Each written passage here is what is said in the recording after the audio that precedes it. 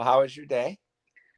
Um, it was really pretty good because the moment I woke up, it was like, You don't were do anything. don't Like do anything. that was my um feelings, messages that I was getting. Like, don't engage with the world. And I was Oh, like, what?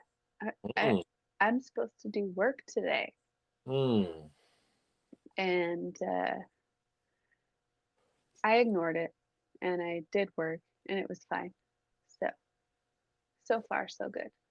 I But think I think there's a time and a place for that. yeah, Um, like for me, I you know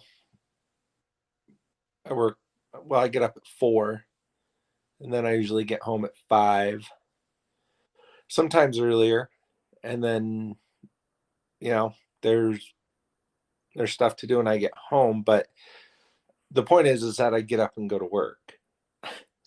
right, right. Well, I have other options because Yeah, that's I think is what's different between being employed and working for the man. it is. So that's a funny thing. Like when I first started my self-employment journey, I found it very exciting to like have the option to just not do things that I should do. Hmm. And then um, at the same time, it was frightening because you could very easily fall into doing nothing And, ever and all the negative time. mean. And you could end up broke and failing. Well, I think what you're describing is procrastination. Yes, Yeah, yes, yeah.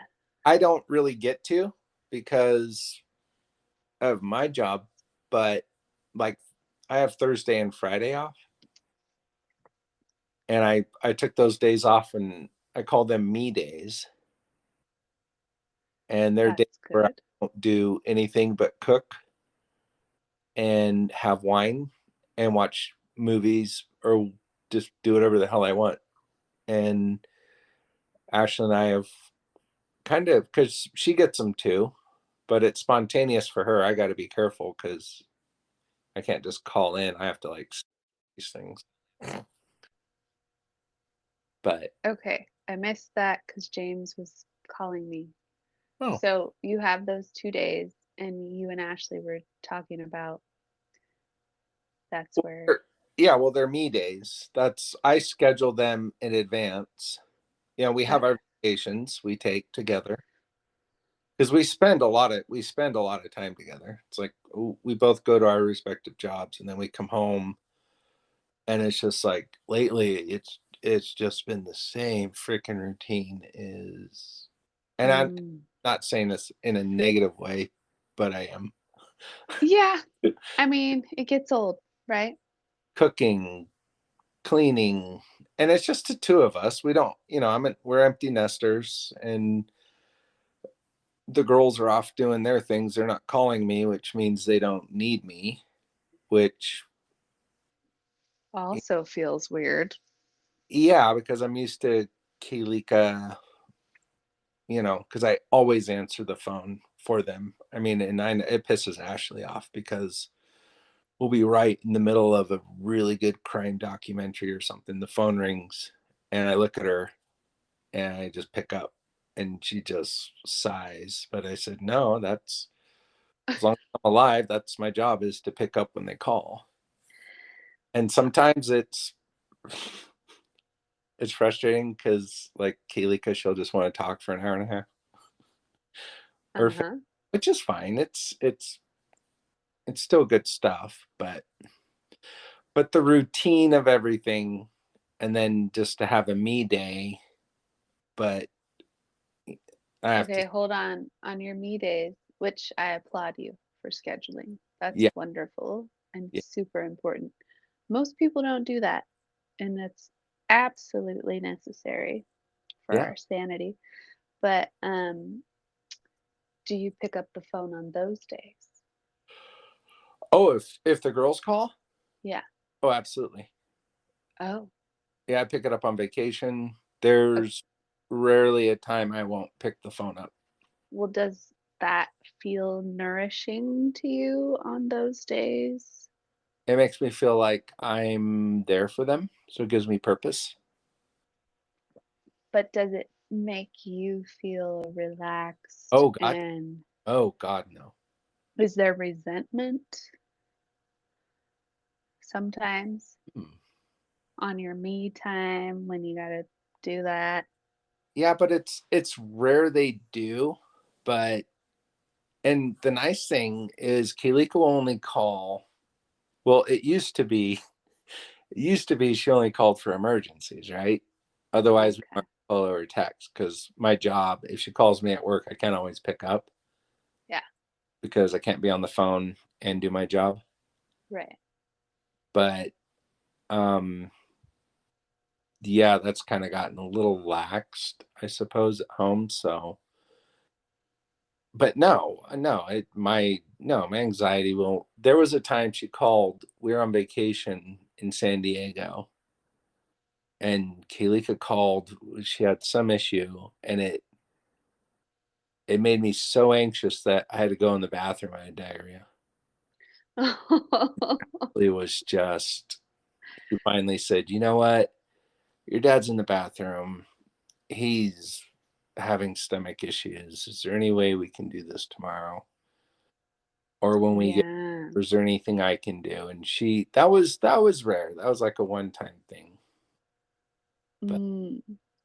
Well, do you think that your reaction at that time had more to do with you and the way you were handling what was being said, or oh, absolutely. Yeah. Oh yeah. so like how many years do you think have passed and how would you feel differently or react differently, like compared to then and now? Well, I still pick up the phone. What I'm trying to do. Oh, so yes, I have done some self-work. Um, I'm learning that her problems aren't my problems.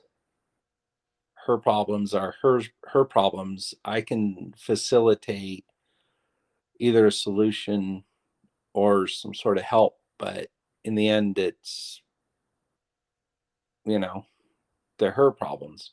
But I second guess myself because she's a single parent and she's alone. Right. And sometimes I feel guilty that, even at 46, like I have this what I consider really great life. And but that, it took a lot of work to get to where I am.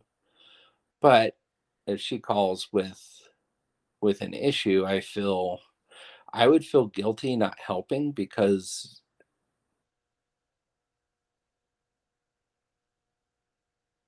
I think I owe it to her to help, I guess. Mm, Like mm, I'm not I'm not crunching numbers, or I'm not working on a project, or I'm building something, or I'm in the middle of tearing a car apart or something like that. It just it's like we'll we'll either be cooking dinner, which I pick up. I've I've had to learn that if she calls while we're making dinner, I need to tell her, is everything okay? Blah blah blah. We're really in the middle of making dinner because we cook pretty much every meal at night at home. So give me an hour and I'll call you back. and is she good with that? Oh yeah, yeah. Yeah. I think she's lonely. Like Oh, okay. a kid Yeah. does well by herself, just like I do. Like I'm okay being alone. I like being alone sometimes, Yeah, me too. but Keelika's wired different. I think she's got more of, well, obviously she does have more of her mom in her. So I think Charlie's like that. Charlie seems very, and that's what Ashley said. Ashley's like She needs a lot of social interaction. very independent, makes her own plans, Oh yeah. and But she does want a lot of social interaction. Like, that's Keelika. Keelika wants it, but she's tied because single mom, 4-year-old. yeah. And then if you start hanging out with other parents and their 4-year-olds, it's just, Oh my goodness. you know, There's all that. you get the creepy, husband of, a friend that she likes that, starts putting moves on. It turns into like this whole, and then who wants to hang out with a bunch of other 4-year-olds? She gets enough of it. Yeah. I mean, usually when we get our kids, we think as moms that we are going to get together with our friend and our kids are going to hang out and they're going to distract each other. No. And instead, what happens is they fight and we have to play a referee. And then we have to decide whether the moms are going to be upset at each other about the way our kids are treating each other. And I mean, I generally don't engage with that, but the other moms have sometimes in the Oh, past where like there's all this judgment all of a sudden, like, oh my God, your child is like this. And I'm like, oh, my child is a child. They're not domesticated yet. We're still in the process of turning them into a compliant cow. So they might have said something mean to your child, and I'm so sorry that they were offended. But we're all still working through that, and that doesn't always go over well. oh, no, it Yeah. would I be, mean, I don't usually put it like that, but that's how I feel. That's what I'm thinking. It's just like, really? Yeah, they're they're monsters. They're children, they're animals, and they're going to be mean to each other because that is animal instinct nature to survive and to want the toy and to want it all for yourself. mm-hmm. I worry about Grayson with that because as a single child, he's the focus of his mom's attention, and then when we're there, I try to construct the day's activities around a how can we entertain him, and then b how do we wear him out, and then c what can we do to help mom, which is Keelika, and then it's like I come up with this formula of, okay, we're going to take him to the park and we're going to have him ride the train and we're going to exhaust him and we're going to do this, and then while we're heading back home he'll fall asleep in the car, and then Ashley goes in with Keelika and they do shopping, and it's hard. It's just I it's not so much hard, it's just different because she can't help her circumstances being a single mom because it is what it is, and it is for the better. But Oh, for sure. yeah, Right. like you were saying, with every kid is developing at a different pace, and for one kid to develop at a certain pace and a mom expects other kids to do that, then that becomes a toxic environment. It does. And it is so prevalent, Instead, so common. instead of like a hippie retreat where everyone goes and you know Nah. we all eat fruit and you know just Yeah, there's just happy. all this fear and judgment. Oh, my child has been negatively impacted by your child. And it's like, well, both ways. You Well, know, yeah, got a that's going to keep store. happening. Yeah, they got a crap store coming because we've, and I don't know if it's, I think obviously COVID has had a lot to do with how people, I've seen it just on my routes on how people have reacted It's to the past it's year. it's worse, but it was still always that way. I But it, mean, yeah, it just pushed it. I don't know. It's just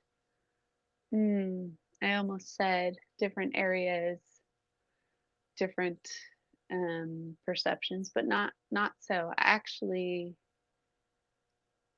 with so many more people down here in Southern California, you just don't engage with those people. In Tahoe, like I have close friends who are amazing and who understand that people and children are animals and that we're all learning.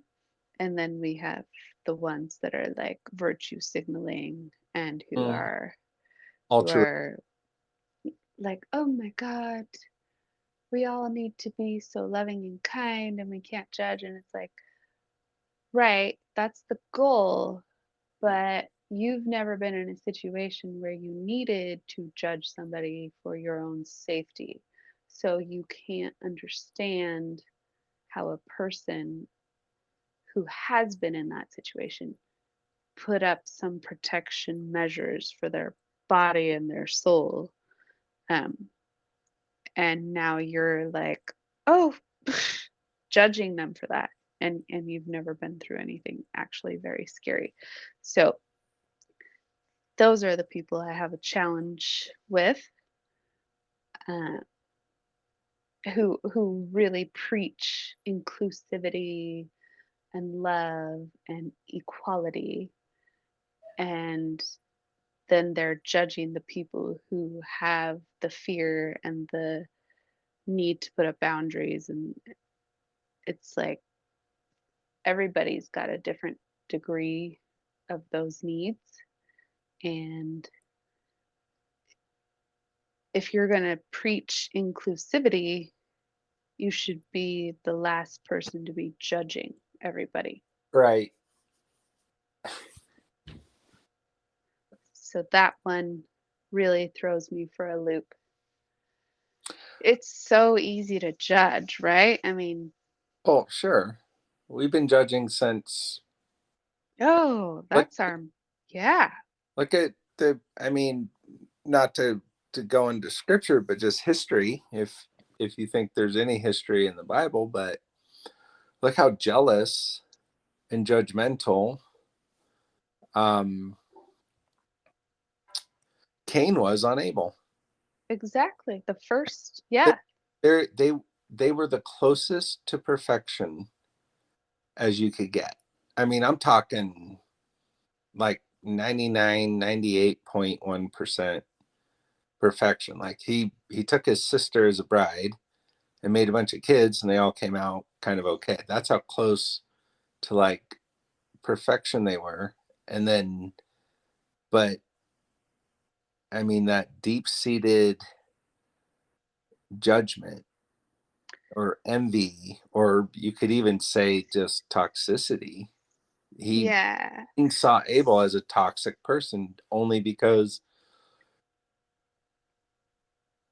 he, he, was his, jealous. well, yeah, his sacrifice was better and Cain's wasn't. And so he's like, well, okay, well, I'll just take this rock and smash his head open. It's like, geez, that escalated quickly. As far as like perfect, I would have played like mind games, and I mean, there could have been so many other ways. I would have manipulated. I would have been sarcastic. I would have played this for, I don't know, maybe a decade, just messing with them. Wow, wow, look at your lambs. They're doing real good. Uh huh. Oh, look at those. Wow, God really likes the lambs, huh? Yeah, yeah, but you can't land chops and asparagus if I didn't, grow vegetables. But I guess my vegetables suck. You know, Mhm. Well, at the same time, you have to also consider that story, and you have to consider how logical that story is, because Yeah. it's very logical that there is sibling rivalry, because we have experienced it. Every family experiences it. On the other hand, um, the fact that somebody uh, took their sister and had babies with them, and there weren't um, reproductive issues, Cross-eyed or, you know, walking, yeah, drooling, and some deformities and eyes things, because and as we know, that's a reality. oh, Incest oh, doesn't always lead to healthy babies. yeah. So there are those things, but I think the Bible wasn't necessarily literal in every sense, but it was illustrating many things. Right. In some cases, maybe it was literal, but also um, we have to remember that the people that wrote those things wrote in different languages, and now those languages are being interpreted, and we don't know how well they're being interpreted. Yeah. So there are all those things, but ultimately the idea here that we're trying to express is that there is sibling rivalry, and there are feelings such as jealousy, and there are natural human tendencies, which are very much animal instincts, which are to survive and to reproduce. Mhm. And um, those are probably the two main ones. And we exhibit those traits in interesting ways in a modern society. Well, they never left our genetic code. They're programmed No. in us because why do we have it? Why do we get jealous of other people? Why do we? So whenever that went down, that genetic code was already written in with imperfection, and Yeah. it was just passed on and passed on. But Well, and we're in a human body, which is similar to an animal body, only I mean, in the ways that it can be harmed and destroyed. So those are natural instinctive things that keep us alive. We just aren't in this country. Maybe in other countries it's different. I can think of a few, but um, we're not running into the need to physically defend ourselves or go into a stress response every time. There just aren't many stress responses that we need to have. I mean, not me in my daily life. You driving all day, you might run into more of that because you're actually having to do defensive driving. well, yeah, and I had a conversation with brother about this, and I told him I would conduct um, like social experiments on myself. I would like on my way home, because when I'm in my work truck, of course, we're trained to do certain things to be, defensive driving and all that. That's different because you're in something that could really hurt somebody.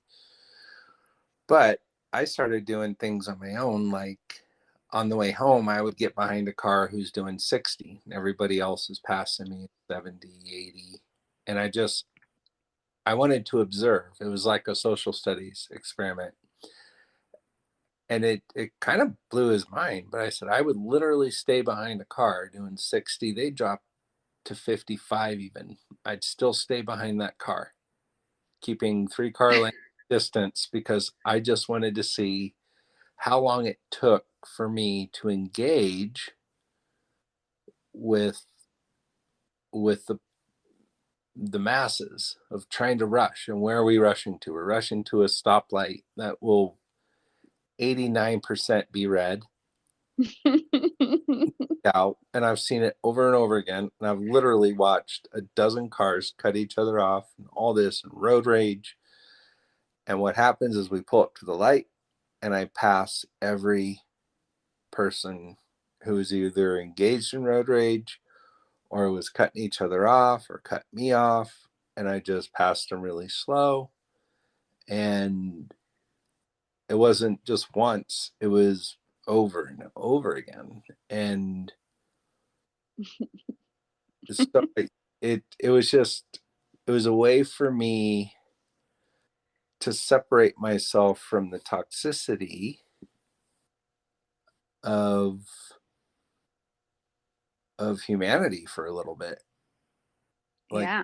I have peace, I have control, I'm going to do this.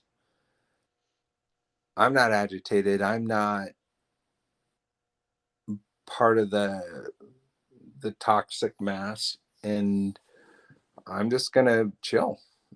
And I've done that for years now on my way home. Now there's days, yeah, I mean, I'll pass somebody and I'll get up to 85 in my truck, and but I don't cut people off or anything like that. It's more of just observing. And for me, like, I think my philosophy at this point is I'm barely holding on to the golden rule to treat others as they want you to, you'd want them Yeah. to you, because with the way things are, that's just not going to happen. So I go a step above that, and I just try to tell myself I'm just going to remove myself from anything that's toxic.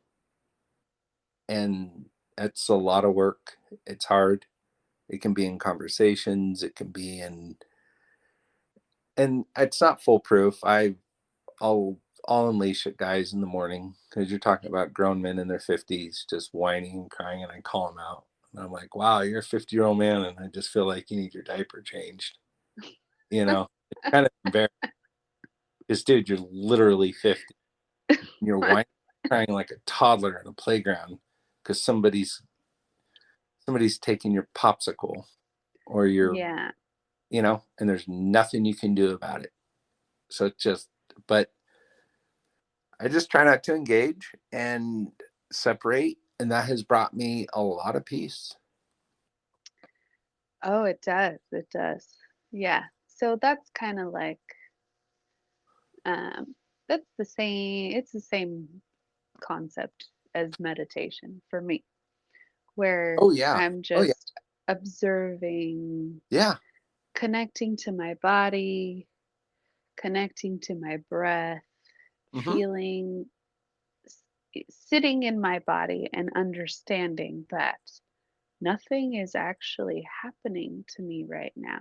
So I Right. can have all this external thinking and Mm-hmm. all these scenarios playing out in my Mm-hmm. head that I I'm actually not experiencing. I'm making them Nope. all up, and to just it takes a lot of practice, like Oh, you my God. said. It is But years. after a few years, and it does take years, um, it's funny to notice. So now I'll have one of those. It doesn't mean the thoughts don't stop. Oh, They no. they still come in.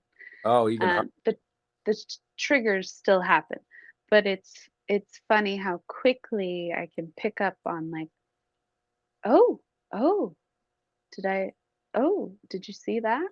Did you see Mm-hmm. what you just did right there?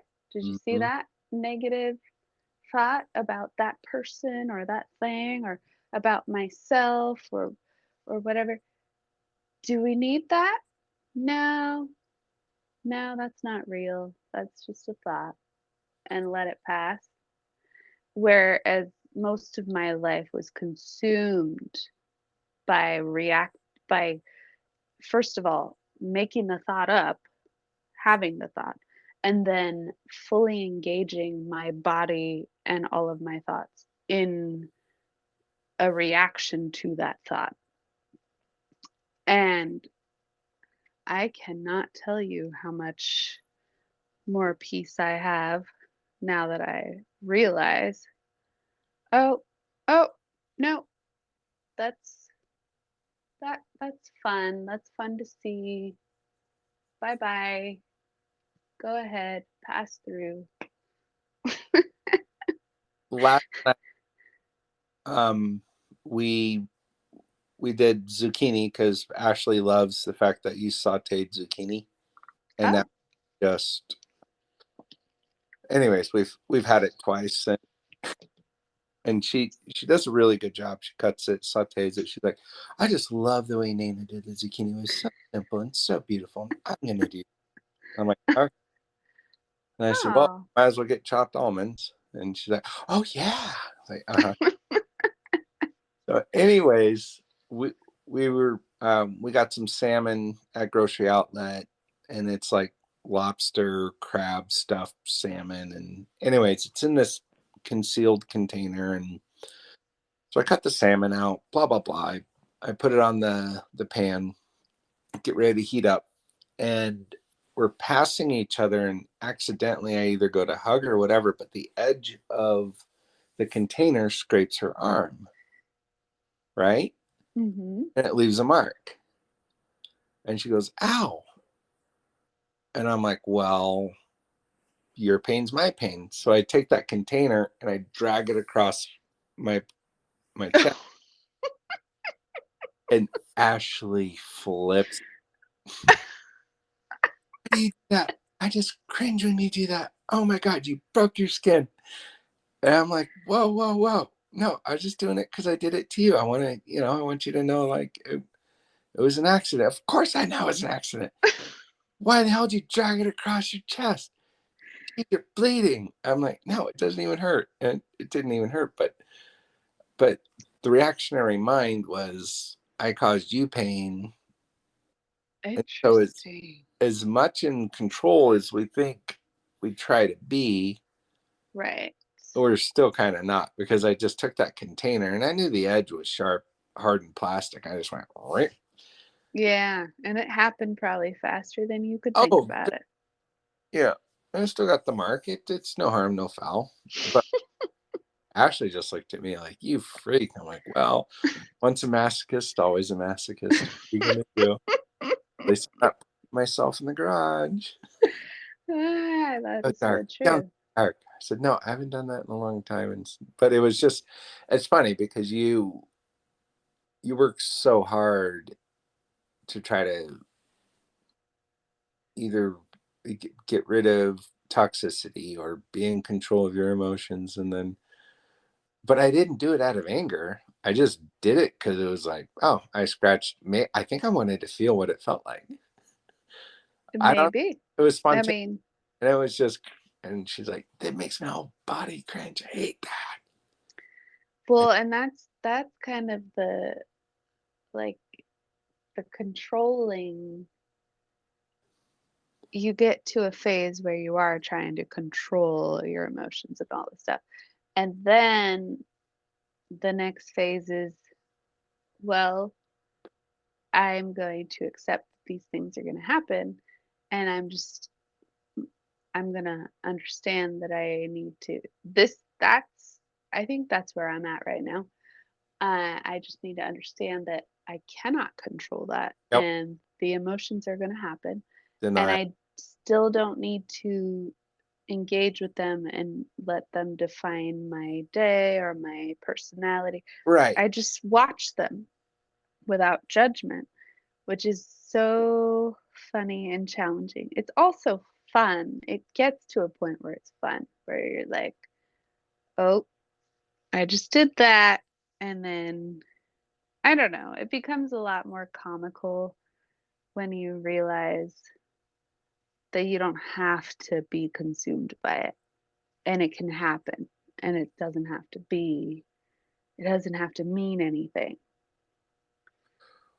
Yeah, I don't think any type of self-help you're going to do, whether it could be through anybody, a guru or whatever, but when you actually apply it to yourself, it's just not going to be idealistic because we're so flawed that we're trying to use a toothpick to break an iceberg, and it's just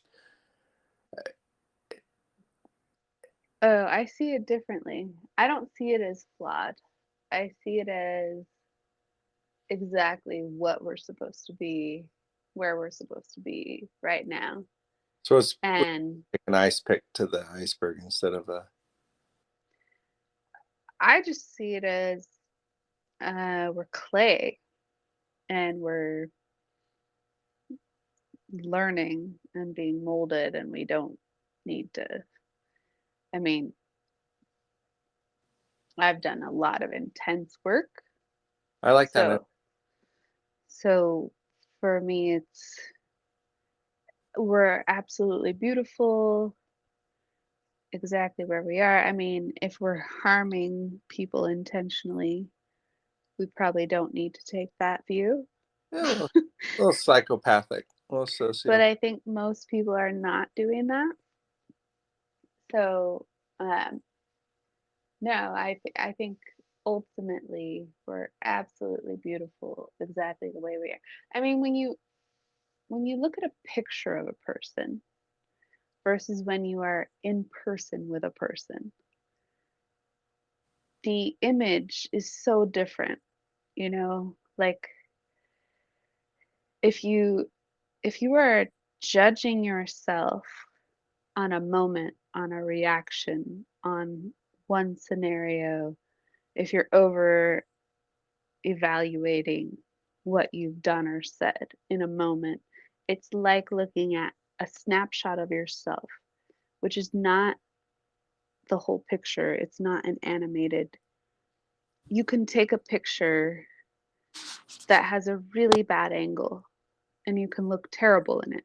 But when you're in, you can look, you can take a picture of somebody and they look like they're 300 pounds, and then you can be in person with the person and it's clear that they're nowhere near that just because of an angle.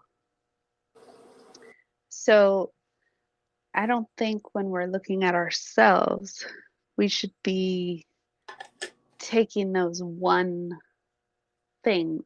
We tend to focus on one thing that I did here and one thing that I did there.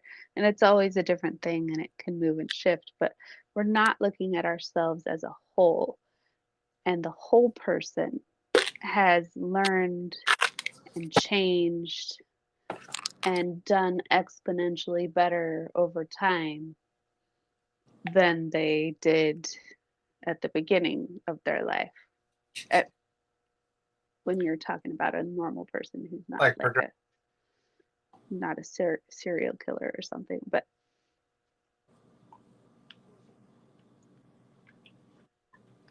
Sorry, I'm just taking my pills. Edit this. What? Okay. I have to. It's 9:10. it is. Okay. Good to go. Yeah. So I just think we've been conditioned to judge ourselves really harshly. Yeah, I think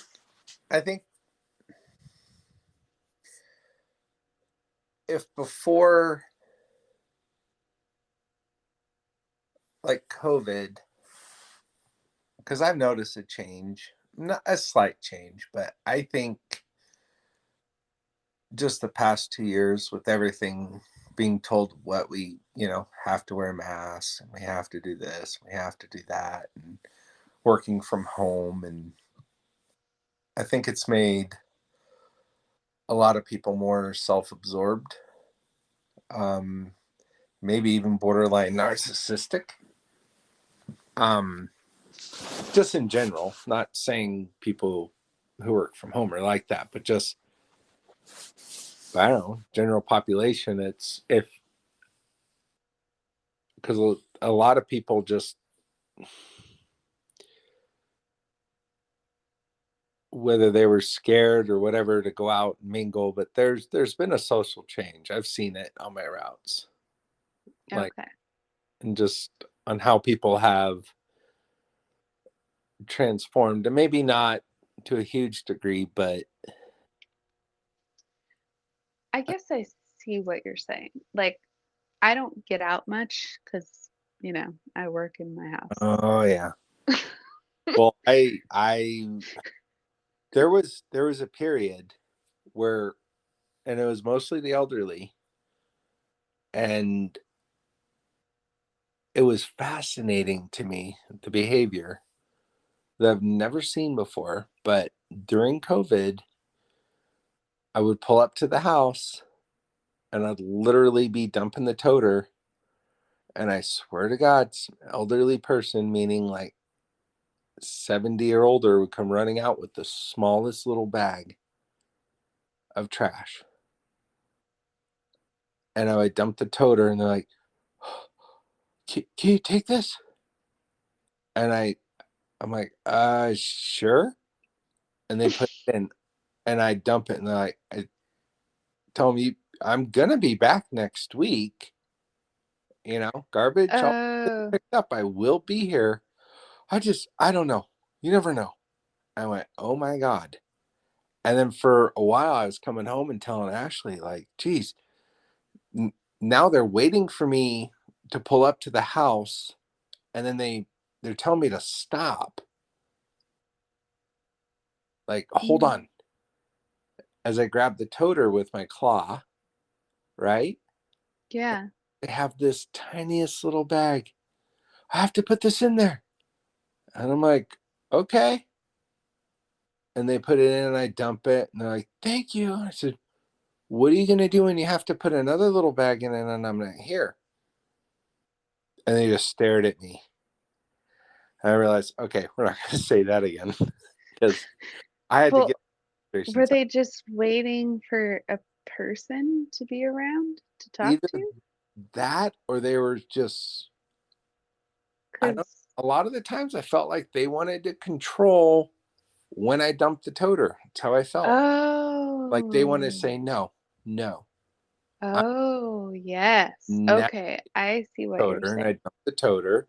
Oh, that is very much And I something that said, I have observed. okay. And I Yes, tell, I will be back next week. You know my face. I, like yeah. we're con- we're contractually obligated to be back. I'm gonna be here next week. But it was over and over, and it was all demographics. Whether it was a really rich area, although it was more prominent in the rich areas, and pretty soon I got used to it. Like just I'd pull up to the house, grab the toter, garage door would open. I'd just stop what I'm doing. Oh They would my come running out goodness. like I was never going to be there again, panicked. I got to put this in, and it's just the tiniest little bag. I'm like, go ahead, go ahead. Oh, thank God. Oh, thank God. And then they put it in, and I dumped the toter, and I'd set it, and I'd be like, good luck with that. Oh, So, wow. but I don't know. I think that's a small element, but I think It's there was definitely a control. I mean, there has been and still is. Like I had a number of clients that all of a sudden got very paranoid that we were just not doing our job oh, and wanting to control how the financials came out. And it was like, no, that's you don't get to control that they are what they are. um, you spend what you spend. um, you make what you make. So, and then but there were a lot of extra questions like, you're messing this up, you're messing that up, and we're like, no, no, everything's the same. And but just their fear, I think, about possibly losing income from their clients, their fear about just the economic situation, the prices changing, and of course I raised my rates everybody else has raised their rates because Mhm. of inflation, and people being like, well, you're going to raise your rates, and it's like, "Well, why are you questioning me? Are you going to question the person at the Chevron?" Mhm. And just that has been just annoying. It's been really annoying, more than annoying, just They- overly stressful. Like, why are you making my life harder? Like, you didn't communicate with me for years. You haven't answered my questions in years. And Wow. now all of a sudden, you have a problem with us asking questions that you have never responded to before. And you have a problem with our rates, and you have a problem with your financial statements, and none of it was based on any reality. It was just based on fear.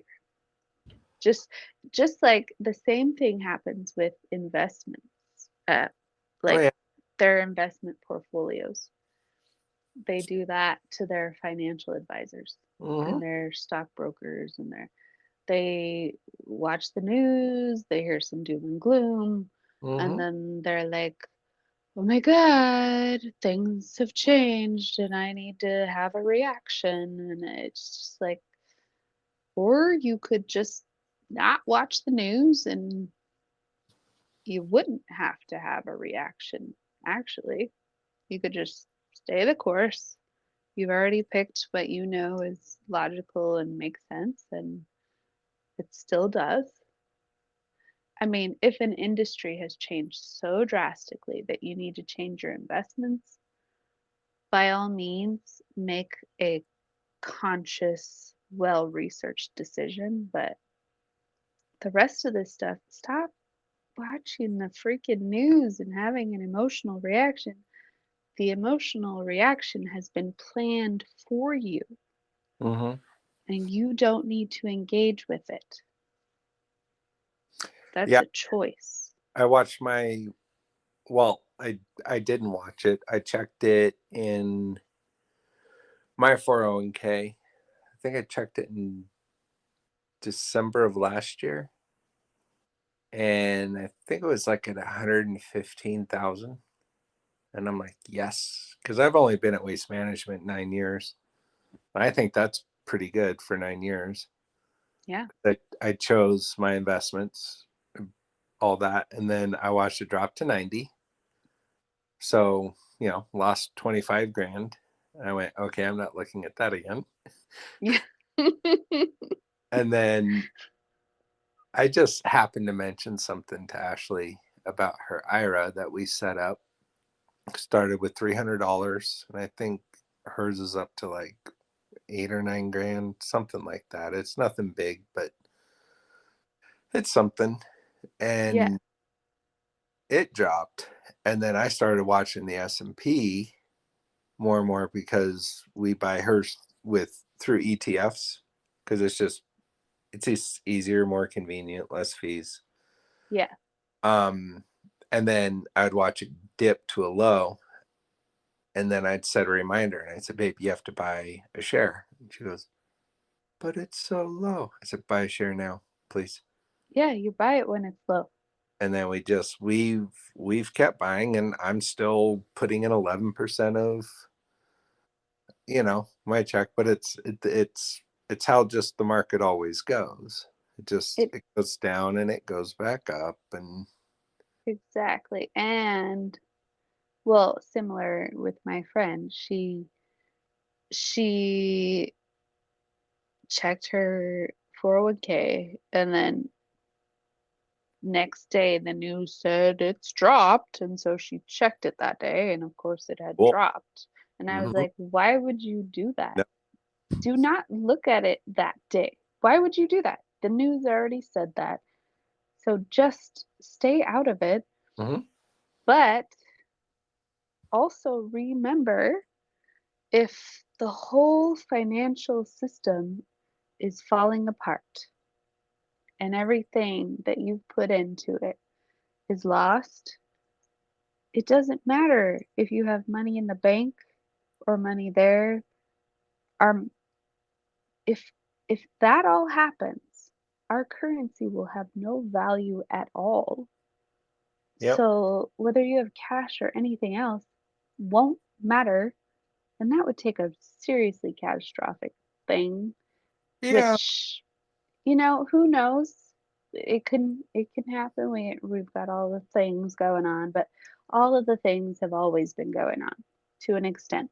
And they keep going on because, like It, you brought up fear, hmm and I think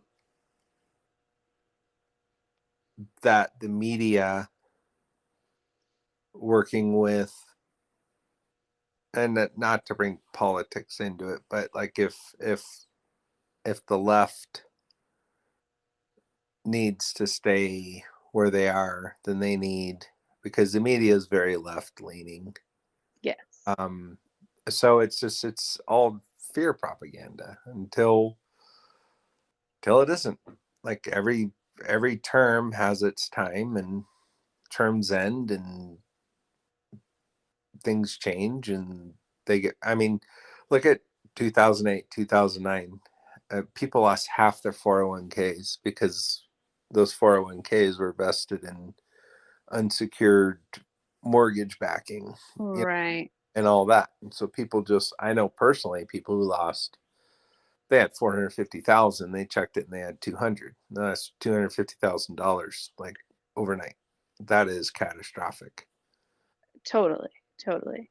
And for Ashley and I tell her, these investments, they're just for like, yeah, we want to plan for our retirement, but the for us the biggest thing is just having a low mortgage or good percentage rates. And then, but if it, like you said, if it all just goes, then it goes. What can you do? At that point, nobody has any more money than anybody else, and there's no Nope. advantage. And it's not likely to happen, but if it does, okay, we come up with a new system of managing finances and And I tell you what helps me sleep at night, and it's just how things are going to go. And I don't know, because nobody knows, but there isn't supposed to be another world power. It's just supposed to be the United States and the UK, according to Bible prophecy. Now, if China invades and becomes a world power, uh, huh, that'll be interesting, because you know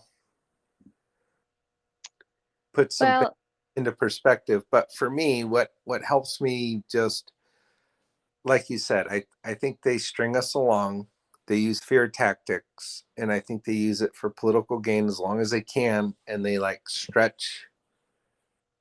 stretch that string until it's right at that breaking point, and then something else happens. yeah, I think a lot of it has to do with just what is selling.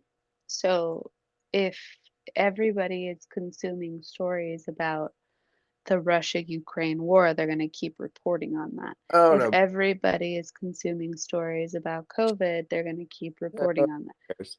But they're also definitely skewing it their way Absolutely. to sell vaccines, for Oh example, yeah.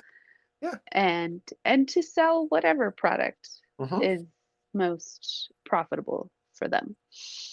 And that can be financial products, it's investments. it's funny how news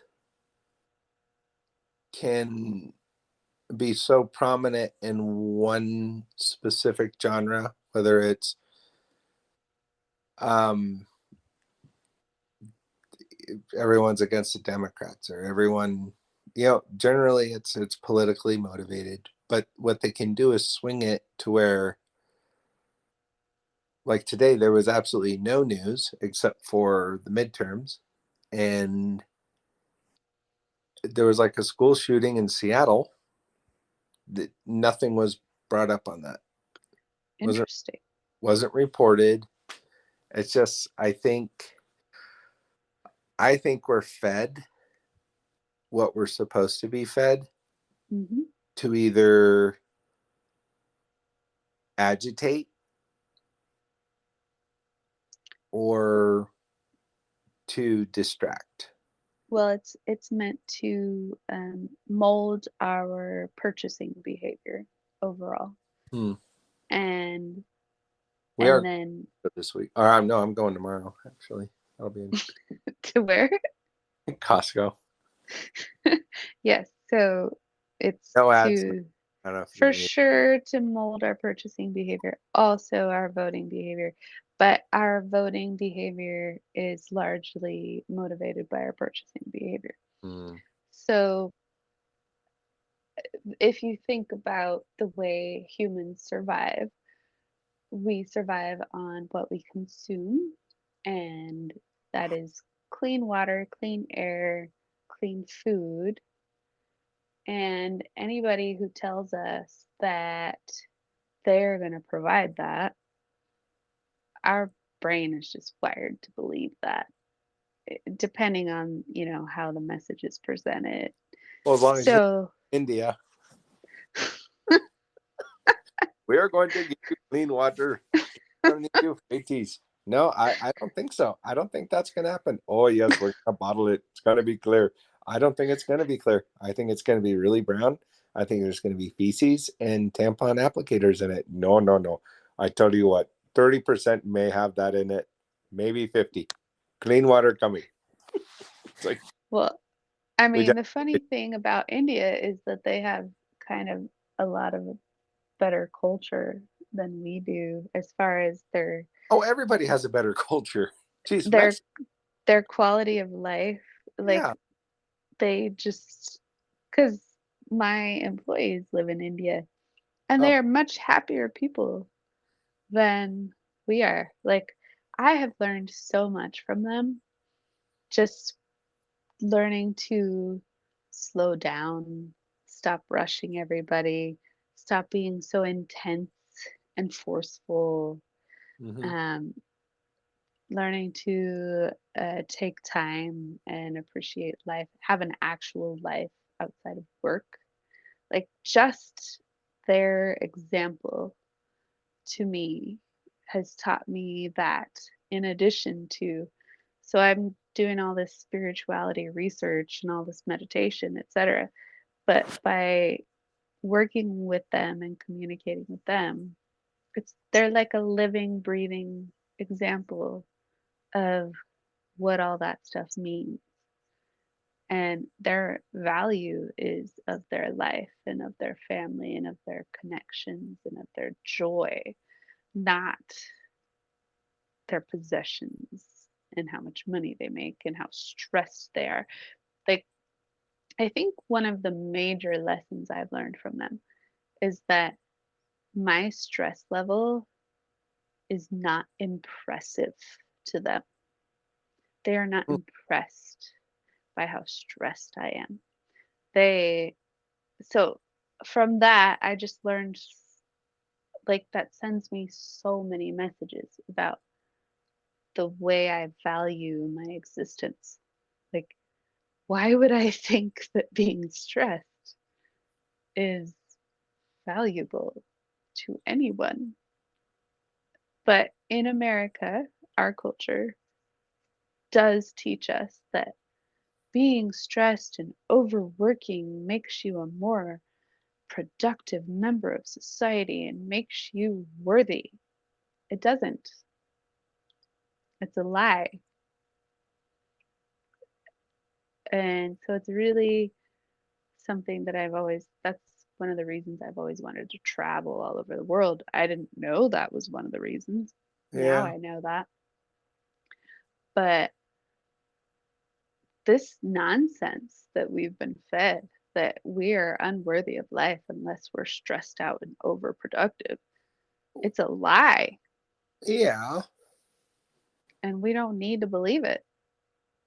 Well, I think it comes with the caveat of, in order to be successful, in order to have things,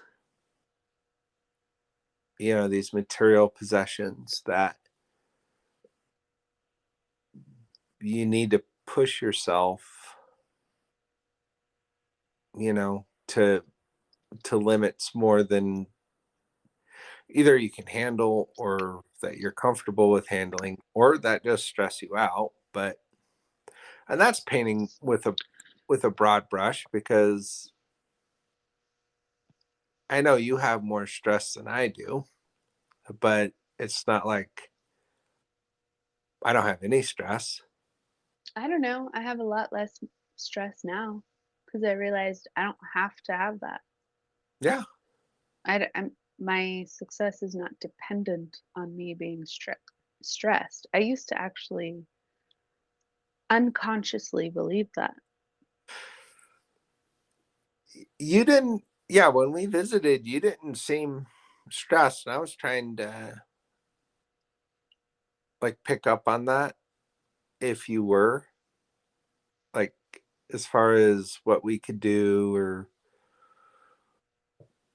No, I'm you, I've let go of a lot of yeah, bullshit, like a lot of stuff that I believe that I need to do all the time, every yeah. day. I'm like, no, I I, really don't. and I was maybe a little envious, because like, that big of a house, and all I kept thinking of is, oh my God, our house we have now could fit in your backyard, all that. And But the funny thing is, I think financially you guys might be better off than I am, honestly. But um, I just don't. I don't. That's not defining me anymore. I don't care. It's not that I well, don't. I don't. It doesn't consume me anymore. Like I understand that money flows. It flows in. It oh flows yeah, out, oh, and it's fine. I don't like,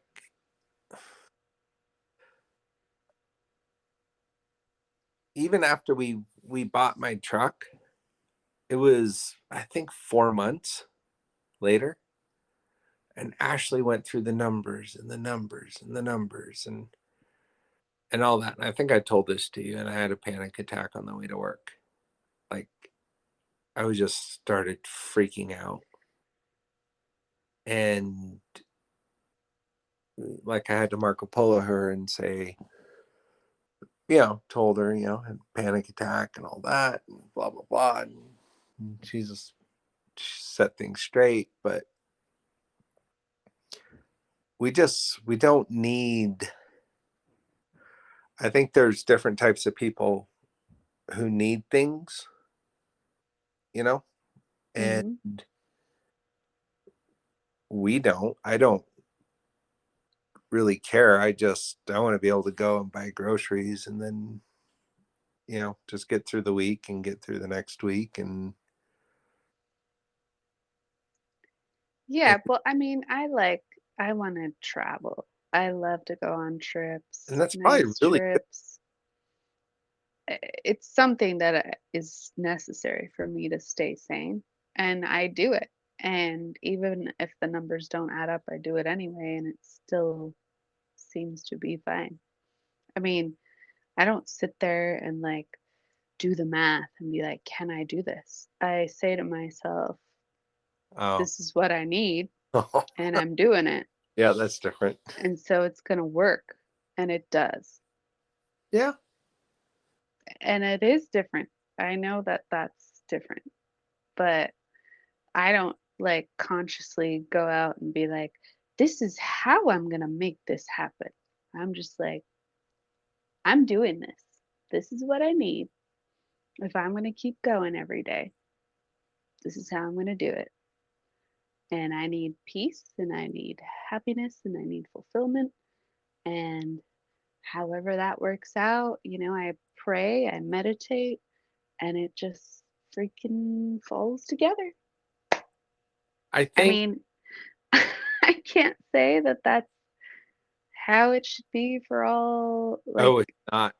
It is not for us. That but was not I fun. just don't know.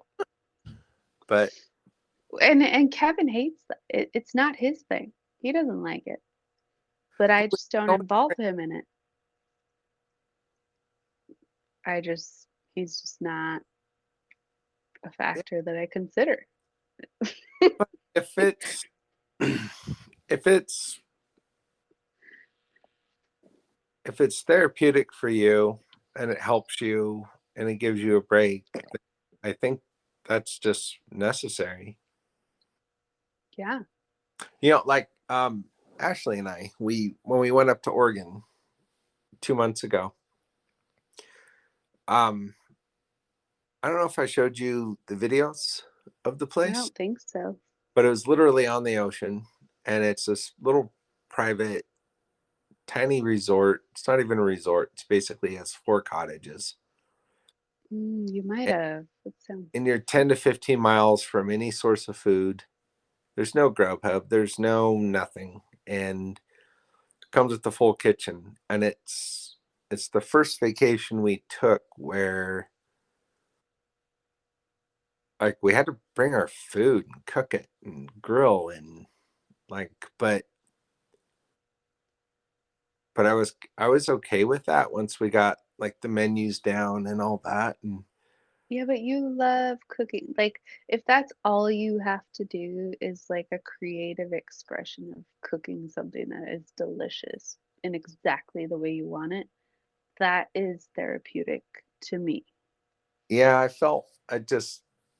I made a homemade pizza tonight, and then I did homemade chicken wings.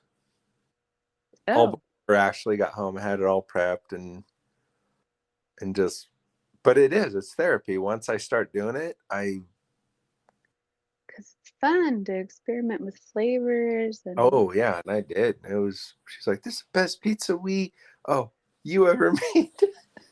I said, "Babe, I haven't made a pizza. You've made the pizzas since we started making pizza. I'm doing the wings, or I don't know, peeing outside.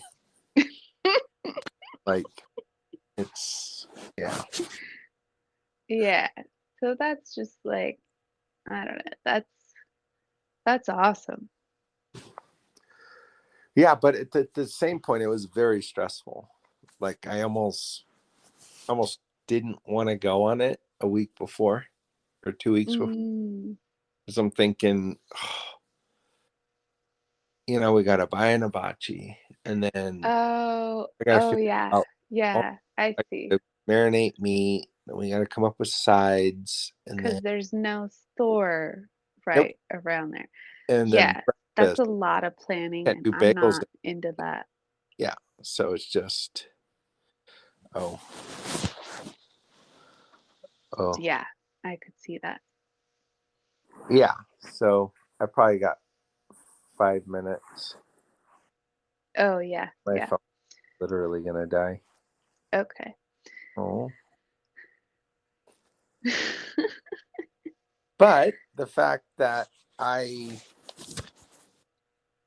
we did it and then we said, well, there's a tiny ass TV and really not much else to do. So we brought cards, so we played cards and I it turned out to be a different experience. So if you can go on trips and you come back better than you were, or they just Well, yeah, like when we went to Nick's brother's place, like oh yeah, I wasn't on my phone for right? a Off solid 10 days. Like no electronics at all. I couldn't even really check on the business. So, and I hope I notified my employees. Sometimes I notify them, sometimes I don't, oh dear. which is just terrible. I should notify them. But when I do, they're so good with it and they're like, "Oh, have a great day." And but I have to have that. I cannot be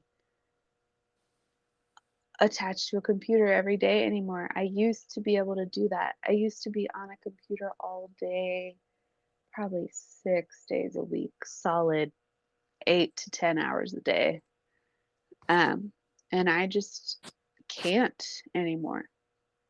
I'm burnt out on that. So I check in with my employees and whatever they need, I help them with, and then I get off as soon as I can because I just can't sit in front of that screen anymore. Yeah, I don't know how I she does it. It's probably why she gets so many headaches. Oh, for sure.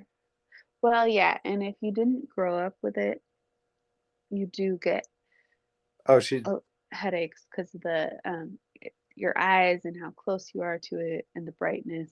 You can adjust those things. Like I've learned to adjust them, and I used to get headaches. I don't anymore, but I also don't sit in front of my computer all day anymore. I just feel Yeah. like that's really unhealthy. Oh, it's very unhealthy. And even like I'm trying to write this book and I feel like I just need to hand write it at this point because I cannot Oh, always turn on that screen. It's just so off-putting for me now. yeah. She bought herself glasses that are supposed to block like. The blue light thing. Yeah. Yeah. Yeah, there's that. It's just like the energy of sitting there and all of the things that can happen on it and all of the ways you can be consumed by those things and all of the ways that none of that is actually real. Like you are not you are engaging in this big fake universe that is real, but it's not in your actual environment and it's not actually affecting your body. Like if you get up and you walk outside and you feel the sunshine and you feel the wind, you know that you're alive. But if you sit behind that computer, you can be completely consumed by it and not even realize it. Yeah, and I think I'm. Well, I can say, like during the summer, it was fun because we would either sit outside, I would barbecue, have dinner, or we'd go up to the lake like on Wednesday and Saturdays. But now that we get into summer, it's like she sits in front of that screen all day. And then we come home, we cook dinner, and then we watch TV. Yeah. And see, for me, it's like I need to go soak. I need to be outside. And I tell her, well, why don't you come outside and soak? She's like, no, I don't really want to. And just, You get into a pattern where you're just so stuck in front of it. yeah. Well, I'll have to break that. But I'm going to have to brush my teeth and go to bed. All right. Yep. It's pretty late. All right. Well, late for me. I get up at 4 in the morning, man. I It's like know. Our sometimes next conversation we'll have to give a little background about who we are. I think that would be good. Yeah. That'll be good fun. History. Super fun. Yeah. But doable. Doable. Well, I enjoyed this. This was fun. Me too. It is Have fun. fun editing. I don't I'm just gonna warn you though. I told you at the beginning, I won't put in the effort to edit. No, So it's too much work. yeah. So, Yeah. but I don't know. It's just fun to talk. Yeah. Absolutely. All right. Love you. I love you too. We'll talk next Tuesday. At 8. Well, Yeah, we could do 8, maybe 8. I don't know, 8:30. Yeah. You're the one with the kitties. So, Yeah. You're still coming out oh dear, until 8:30. Benadryl. No, no, no, no. No, I don't condone no. I drug them with electronics, iPads, the whatever same works. thing, you know. Like like I tell Keelik, as long as Grayson's eating, it just doesn't matter. He's That's taking right. carbs or whatever, starch, but his tummy's full. We ate Doritos growing up and we are fine. There's kids in Africa trying to eat mud, so I think Yes, I think we're doing okay. we're okay. Yeah, this could definitely not be syndicated. Okay, Okay. be a lot of editing. So do I push leave recording or do you? No, I do it. Okay. Okay. All right. I love you, Nana. Love you too. All right. We'll talk to you soon. All right. Bye. All right. Bye.